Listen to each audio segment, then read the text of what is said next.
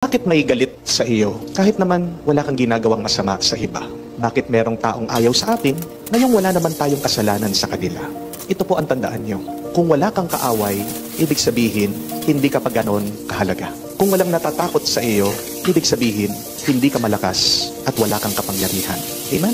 Kung hindi ka pinagchichismisan ng iba, ibig sabihin, hindi ka bukod tangi. Kung pinagchichismisan ka, ang ibig sabihin, gwapo ka at maganda ka kaysa sa kanila. Kung may nagbabato sa iyo, ibig sabihin, mabunga ang buhay mo. Kung may nagsasamantala sa iyo, ibig sabihin, may kayamanan ka. Kung may nagbababa sa iyo, ibig sabihin, umaangat ka sa buhay. Kung may nagsasantabi sa iyo, ibig sabihin, natatakot sila sa iyo. Kung sinisiraan ka ng iba, ibig sabihin, sikat ka.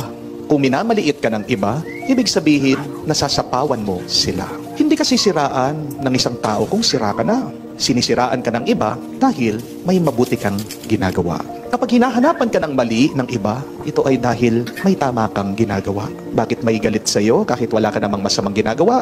Ito ay dahil may masama sa kanilang isip at puso.